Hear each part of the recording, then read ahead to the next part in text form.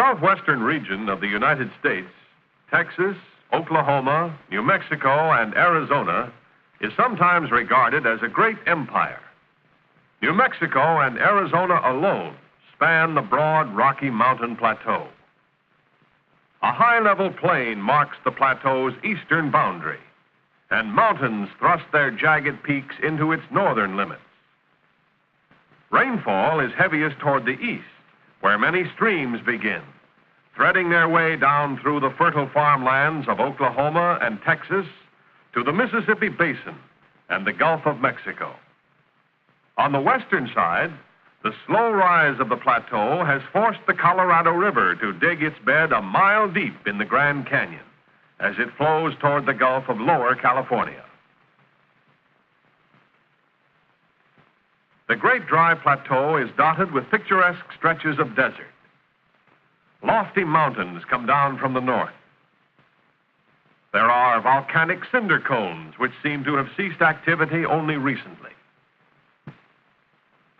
The plateau is a country of mountain, plain, and canyon.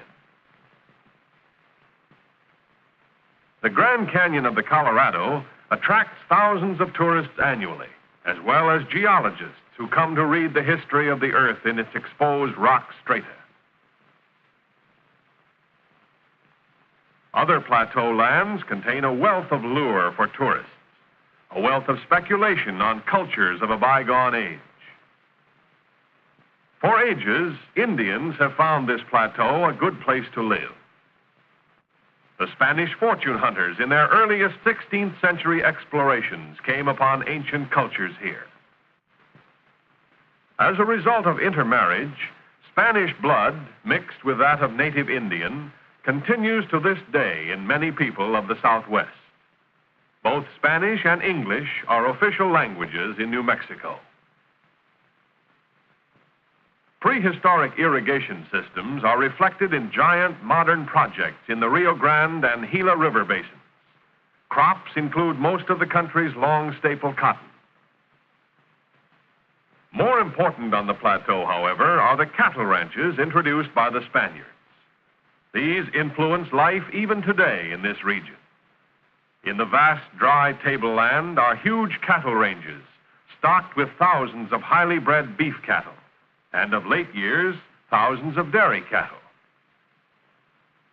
There are sheep ranges with millions of sheep, many herds owned or cared for by Mexicans or by Indians such as the Navajos. New Mexico has ranked among leading sheep grazing regions since the time of Spanish occupation. Sheep production of the eastern portion of the plateau, including portions of Texas and Oklahoma, exceeds even that of Arizona and New Mexico. The Southwest Texas subregion leads the nation in production of mohair, the wool of Angora goats. Texas, Oklahoma, and other plain states are developing vast turkey ranches. The Spaniards overlooked Arizona's copper. Today, her mines produce nearly one-half of the nation's copper. In addition, Arizona has some gold and silver, zinc, and lead. Billions of tons of coal of this subregion underlie Indian reservations, hence cannot be developed at present. New Mexico is coming to the fore as a producer of petroleum and also produces some copper, silver, gold, and coal. The vast state of Texas and her sister state Oklahoma to the north are the more fertile portion of the Southwest, where rainfall is heavier. This region likewise was crossed and recrossed by early Spanish explorers. Later, Americans who had gradually settled in eastern Texas struck for liberty at the Alamo and at San Jacinto, and Texas became a republic which joined the Union in 1845. To the north lay Oklahoma, land of the red men, once hunting ground of wandering plains tribes, the Kiowas, Pawnees, Apaches, who followed the great buffalo herds on the Great Plain. later refuge for Creeks, Cherokees, Chickasaws, Choctaws, and Seminoles, who were driven from their homes to the east. Oklahoma became the principal Indian territory. Today, it includes remnants of 88 tribes in its 120,000 of Indian ancestry. Today, nearly 9 million of the Southwest's 11 million people live in the fertile region of the Eastern Plains and Gulf Coast. Although there are still many large sheep and cattle ranches in Texas and Oklahoma, this area is closely related in agriculture to the southeastern United States. Texas and Oklahoma raising about 1/3 of the nation's cotton. Of this, Texas' rich central and northern farm belt produces 3 million bales of cotton in an average year. It is in cotton that Texas' 1 million Negro population find much of their work. Along with Louisiana and Arkansas, Southeast Texas irrigated lands produce millions of bushels of rice yearly, while in another irrigated district, the lower Rio Grande Valley, is one of the nation's richest year-round truck gardening areas, as well as vast level grapefruit orchards. The northwestern part of the region is in the winter wheat belt. Oklahoma stands high among the states in production of winter wheat. Corn farmers reap fine harvests in large valley areas nearby, and Oklahoma's cotton belt produces nearly 500,000 bales per year. In eastern Oklahoma coal fields, bituminous coal miners aid in mineral production to help establish it as fourth among the states in total annual value of all minerals. Huge piles of chat mark the location of zinc production of northeastern Oklahoma, production which gives it high rank among states in this metal, and sixth in production of lead, usually found with or near zinc deposits. But above all the diversity and value of other minerals and farm crops, the southwestern region stands supreme in petroleum production. The huge oil fields of the Southwest are part of a vast basin extending into Louisiana on the east, into Kansas on the north, and New Mexico on the west.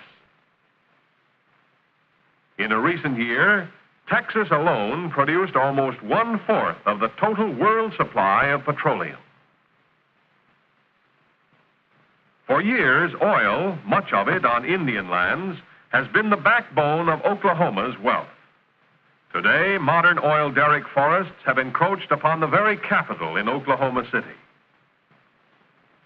Much of the mid-continent petroleum is piped to the Texas Gulf Coast in and near Port Arthur, which boasts the largest petroleum refining center in the world. From such Texas Gulf ports as Beaumont, Port Arthur, Houston, Texas City, Galveston, and Corpus Christi go a variety of products to the eastern seaboard, to Europe, to South America. Thus, the Southwest supplies raw materials, petroleum, cotton, copper, grain, fruits, vegetables, cattle, and sheep. It receives manufactured goods, clothing, tools, a host of small products from the Northeast, autos and farm machinery from the Middle States, farm products from the Northwest, tobacco and textiles from the Southeast, lumber, seafoods, fruits, and motion pictures from the far west. There are 10 cities in the Southwest of over 100,000 population. They and their smaller sister cities are mostly trade and jobbing centers in a region that has had the greatest population increase ratio in recent years.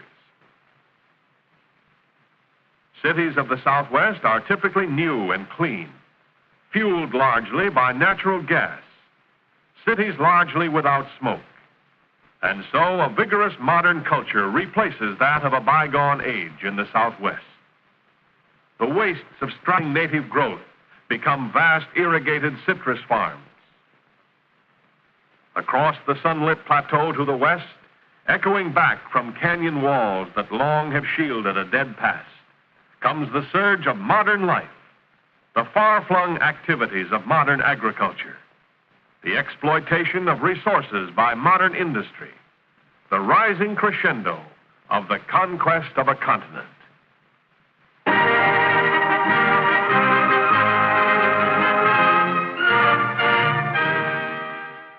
Volcanic cinder cones, which seem to have ceased activity only recently. The plateau is a country of mountain, plain, and canyon. The Grand Canyon of the Colorado attracts thousands of tourists annually, as well as geologists who come to read the history, and mountains thrust their jagged peaks into its northern limits. Rainfall is heaviest toward the east, where many streams begin, threading their way down through the fertile farmlands of Oklahoma and Texas to the Mississippi Basin and the Gulf of Mexico. On the western side, the slow rise of